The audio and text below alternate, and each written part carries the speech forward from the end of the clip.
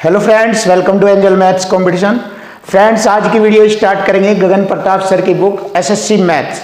इसमें 8000 क्वेश्चनों का सॉल्यूशन दिया गया है, लेकिन हम इसके क्वेश्चनों के सॉल्यूशन को बहुत ही इजी करेंगे और आप सभी विद्यार्थियों के लिए इस बुक के क्वेश्चनों का सॉल्यूशन आपके लिए बहुत ही आसान दिया जाएगा।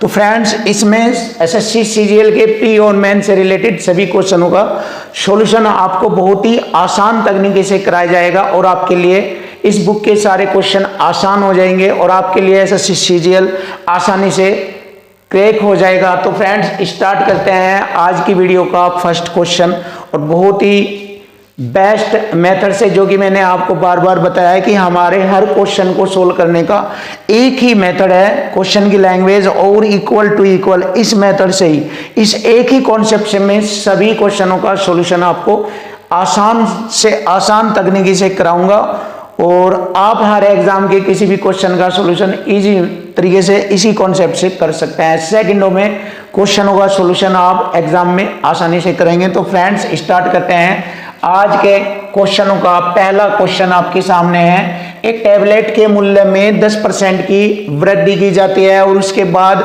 उसकी बिक्री में 2.5% की कमी की जाती है। देखिए, यहां से हमें लैंग्वेज से मालूम हो रहा है, पहले 10% की वृद्धि, उसके बाद 2.5% की बिक्री में कमी हो जाती है। तो वृद्धि के लिए प्लस का चिन्ह और बिक्री के लिए जो कमी की गई है माइनस का चिन्ह यूज करते हैं। तो ये सक्सेसिव मेथड से ये क्वेश्चन सोल्व होता है। प्लस 10 की वृद्धि और फिर माइनस 2.5% की कमी, और प्लस माइनस की गुणा करेंगे माइनस, और संख्याओं की गुणा करेंगे 10 और 2.5 की गुणा करेंगे 25, और बटे 100 से भाग करेंगे परसेंट का चिन्ह। देखिए, ये होता है सक्सेसिव मेथड। इससे हमारा क्वेश्चन बिल्कुल इजी हो जाता है। अब 100 से डिवाइड करेंगे, इसको 2 अंक छोड़कर 0.5 यहाँ पर लगेगा, और माइनस के ये हो गए हमारे 2.75। 10 में से घटाएंगे तो प्लस का चिन्ह बचेगा, प्लस का चिन्ह बचेगा, इसमें हमारा 7.25 बचता है। देखिए, 10 में से 2.75 घटाएंगे 10 में से, तो आपका मान बनेगा 7.25%। और यहां पर प्लस का चिन्ह बचा है तो इसलिए यहां पर वृद्धि लिखी जाएगी। तो 7.25% की वृद्धि होगी। तो यही हमारे क्वेश्चन का आंसर बनेगा, 7.25% की वृद्धि। तो ऑप्शन में देख लेते हैं, ऑप्शन बी हमारे क्वेश्चन का आंसर है, 7.25% की वृद्धि। तो नेक्स्ट क्वेश्चन देखते हैं हम। देखिए, बहुत ही सुपर और बहुत ही अच्छा क्वेश्चन, और इसका सॉल्यूशन मैं आपको बिल्कुल इजी तरीके से कराऊंगा और आपके लिए मैथ बिल्कुल आसान करा दिया जाएगा। तो फ्रेंड्स, देखिए, एक इंजीनियरिंग संस्थान में एक विद्यार्थी के ग्रेड का मूल्यांकन आंतरिक परीक्षण में 30% और असाइनमेंट में 30% और बाह्य परीक्षण में 40% के आधार पर किया जाता है। तो देखिए, 30% और 40% टोटल हो गया 100%, यानी कि 100% के आधार पर उसके अंकों का मूल्यांकन किया गया है। किस प्रकार से किया गया है, देखिए यहां से, यदि किसी विद्यार्थी के आंतरिक परीक्षण में 90%, देखिए यहां पर आंतरिक परीक्षण है 30% का है, तो इस 30 का 90% कितना होता है, 30 का 90% होता है 27। देख लीजिए, 30 का 90% बाद में निकालेंगे, पहले इसको आगे बढ़ाते हैं। असाइनमेंट 30% है, तो यहां पर असाइनमेंट में 95% अंक मिले हैं उसको, तो 30 का 95% असाइनमेंट में। और बाह्य परीक्षण है 40, और यहां पर बाह्य परीक्षण में 75% को हम लिख सकते हैं 3/4, ऐसे लिख सकते हैं। अंक प्राप्त किए हैं, तो विद्यार्थी का समग्र ग्रेड कितना होगा, यानी कि टोटल, समग्र का मतलब होता है टोटल, ग्रेड कितने % होगा। तो टोटल में हम इन सभी को ऐड कर लेंगे, यानी कि जोड़ लेंगे, और अब इसको हम देख लेते हैं कि यह कितने % होता है। अब देखो, परसेंट से मैंने 2 0 को काटा, 9 3 27, तो ये हो गया प्लस।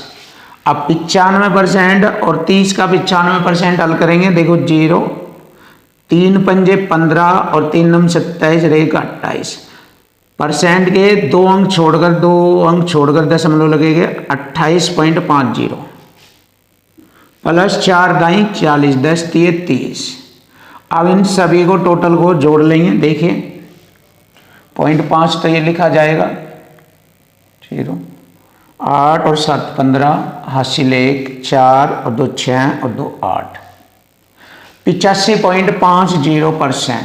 तो समग्र टोटल ग्रेड अंक प्राप्त हुए हैं 85.5%, यानी कि ये ऑप्शन डी हमारे क्वेश्चन का आंसर बनेगा 85.50%। यही हमारे विद्यार्थी का समग्र ग्रेड परसेंट में बताया गया है। तो हमारे क्वेश्चन का आंसर बनेगा ऑप्शन डी। तो फ्रेंड बहुत ही आसानी से आपको हर क्वेश्चन का सॉल्यूशन कराया जाएगा। जैसे कि आप देख लीजिए, इसको सिंपल से लैंग्वेज से ही क्वेश्चन बिल्कुल फिनिश कर दिया जाता है। और फ्रेंड्स मैं ये कहता हूँ आप सभी को कि इस बुक के हर क्वेश्चनों का सॉल्यूशन आपको बिल्कुल ही बहुत ही ज़बरदस्त और ख़तरनाक तरीके से कराया जाएगा। तो आप देखते रहिएगा और हमारे क्वेश्चनों का जो सॉल्यूशन है उसको आप चेक करते रहिए, कितना आसान और सिंपल फॉर्मेट में आपको कराया जाएगा। क्वेश्चन नंबर 243 बहुत ही सुपर और बेस्ट क्वेश्चन आपके सामने। एक देश की जनसंख्या 4% प्रति दशक, देखिए प्रति दशक, यहाँ पर प्रति दशक दिया है, जबकि अन्य क्वेश्चनों में प्रति वर्ष आता है। तो यहाँ पर आता है प्रति दशक, यानी कि हर एक 10 साल में, यानी कि हर 10 साल में।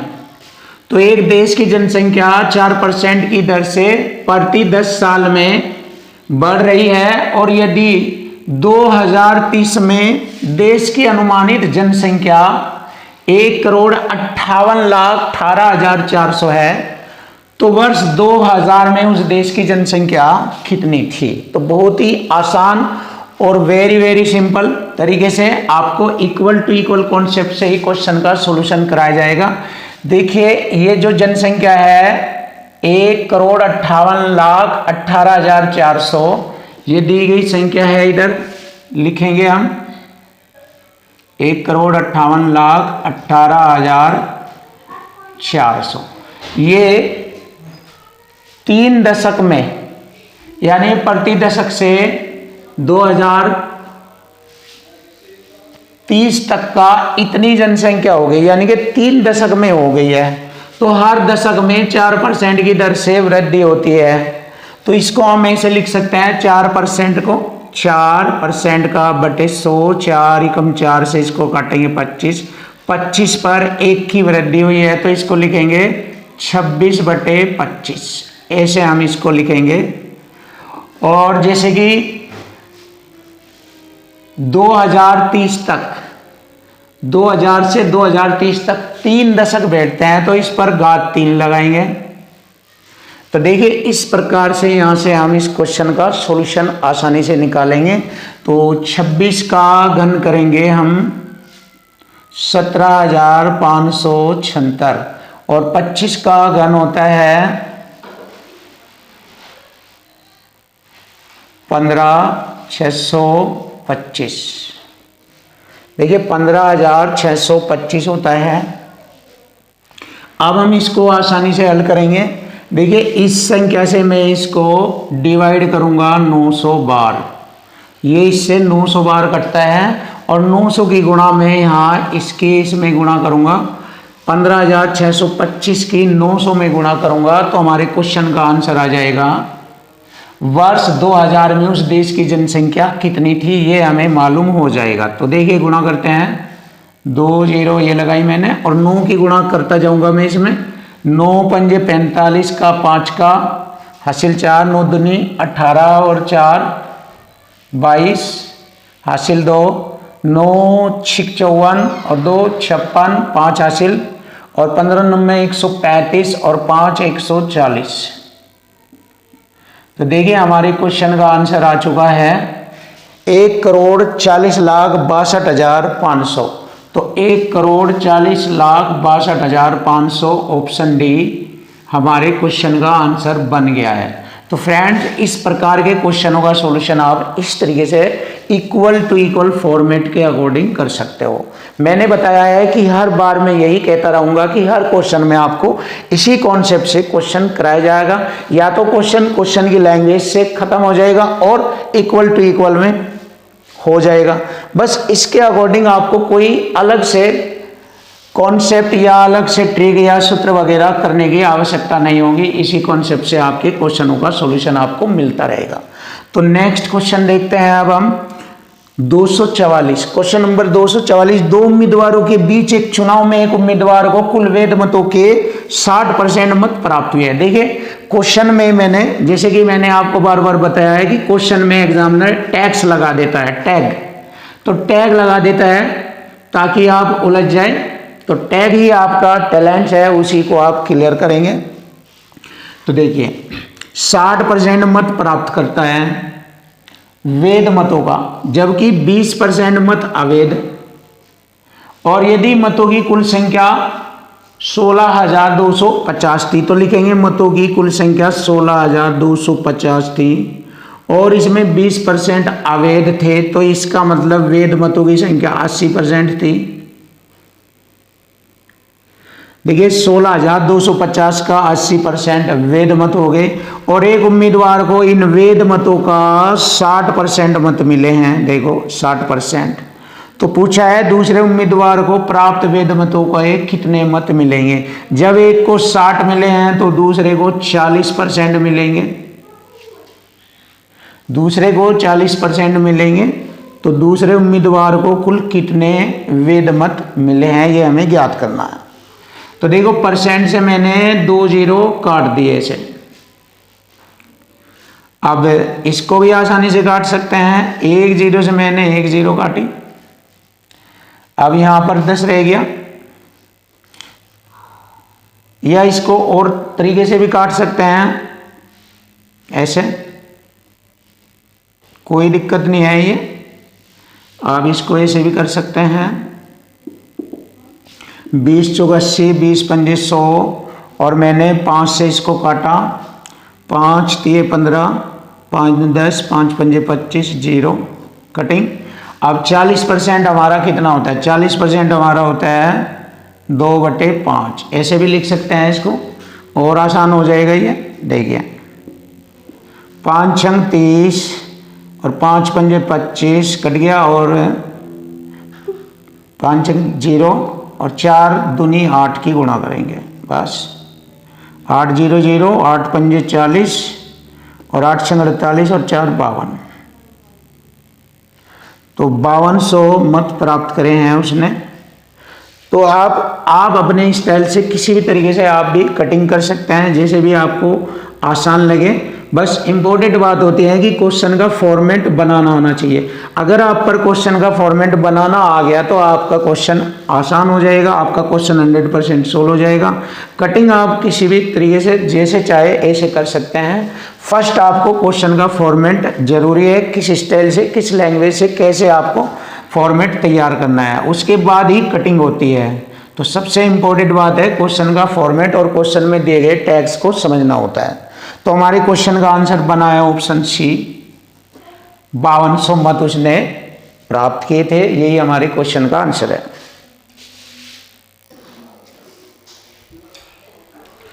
क्वेश्चन नंबर 245, बहुत ही सुपर और बहुत ही आसान क्वेश्चन आपके सामने। एक दशक में, दशक मतलब होता है 10 साल, यानी कि एक शहर की जनसंख्या 10 साल में 1,75,000 से बढ़कर 2,62,500 हो जाती है। तो जनसंख्या में औसत वार्षिक प्रतिशत वृद्धि ज्ञात करो। देखिए औसत वार्षिक, जबकि जनसंख्या दी है दशक के रूप में और पूछा है औसत वार्षिक रूप में। तो देखिए यही क्वेश्चन के अंदर टैग्स है, तो इस टैग को समझना है और इसके अकॉर्डिंग ही क्वेश्चन का सॉल्यूशन आपको करना है। तो जनसंख्या थी 1,75,000, 1,75,000 जनसंख्या थी और यह है दशक में। दशक का मतलब 10 सालों में, दशक का मतलब हो गया 10 सालों में कितनी होती है, 2,62,500 हो जाती है। तो तो औसत पूछा है, वार्षिक प्रतिशत वृद्धि के आधार पर पूछा है। तो इसको सिंपल करेंगे। देखिए 2 जीरो से मैंने 2 जीरो काटा और 25 सत्ते 175 70 बार और 25 एकम 25, एक बचेगा, होगी 12 मारने चलेगी 0, 25 पंजे 125। फिर 7 से काटता हूँ 7 ढाई 70 और 7 से काटूंगा 15 बार। अब इसको 100% के अकॉर्डिंग लिखेंगे। अगर मैं यहाँ से 10 की गुणा कर दूँ तो ये 100% हो जाएगा और यहाँ पर 10 की गुणा करूँगा ये 150% हो जाएगा। तो देख, तो कितनी वृद्धि हुई है आप देख सकते हो, 100% से 150% हो जाती है दशक में। दशक का मतलब 10 सालों में कितनी वृद्धि हो गई है, 50%। और जैसे ही मैं 10 से इसको भाग करूंगा तो औसत वार्षिक प्रतिशत वृद्धि आ जाएगी। तो यहाँ से हमें एक वर्ष की वृद्धि ज्ञात हो जाएगी कि एक वर्ष में कितना % की वृद्धि होती है। तो 10 पंजे 50, 5%। तो 5% प्रति वर्ष जनसंख्या की वृद्धि होती है। ऑप्शन सी हमारे क्वेश्चन का आंसर हो गया है 5%। तो नेक्स्ट क्वेश्चन देखते हैं और बहुत ही आसान तरीके से सॉल्यूशन देंगे। एक मशीन के मूल्य में प्रतिवर्ष 10% का ह्रास होता है, यानी मूल्य ह्रास होता है। यदि उसका वर्तमान मूल्य 35,000 रुपये है तो 2 वर्ष बाद मशीन का मूल्य कितना हो जाएगा। देखो हर साल 10% मूल्य में गिरावट आती है तो 2 साल बाद मूल्य 35,000 से घट कर कम हो जाएगा। तो ये हमें ज्ञात करना है। तो वर्तमान मूल्य है 35,000 रुपये और 2 वर्ष बाद, एक साल में 10% की गिरावट आती है तो 90% रह जाता है, यानी कि 9/10। 90% को लिखेंगे 9/10। इस प्रकार हम इसको लिख सकते हैं। और 2 जीरो से मैंने 2 जीरो को काटा। अब 9 की गुणा करूंगा मैं इसमें, 9 0 0, 9 पंजे 45, 4 9 27, 4 31। फिर 9 की गुणा और करूंगा, आसान हो जाएगा। 9 0 0, 9 पंजे 45, 4 9 एकम 9 4 13, 80 1 9 27 1 28, 28,350। तो हमारे क्वेश्चन का आंसर बना है 28,350। ऑप्शन ए हमारे क्वेश्चन का आंसर हो गया 28,350। Question number 247। क्वेश्चन नंबर 247 आपके लिए बहुत ही सुपर और खतरनाक होगा। तो फ्रेंड्स बहुत ही अच्छे अच्छे क्वेश्चनों का सॉल्यूशन आपको मिलेगा और आप हमारे पॉइंटों पर बिलीव करें, विश्वास करें। हम आपके हर क्वेश्चनों का सॉल्यूशन बहुत ही आसान कर देंगे और इस बुक के हर क्वेश्चन को आपके माइंड में सेट कर देंगे। और केवल सबसे इम्पोर्टेंट बात यह है हमारे पढ़ाने में कि हम केवल एक ही कॉन्सेप्ट से हर क्वेश्चन को सोल्व कराते हैं। हम उनमें ट्रिक्स XYZ या अदर्स किसी चीज़ का प्रयोग नहीं करते, लेकिन बस क्वेश्चन की लैंग्वेज और इक्वल टू इक्वल कॉन्सेप्ट, एक ही कॉन्सेप्ट से सारे चैप्टरों का सॉल्यूशन कराएंगे।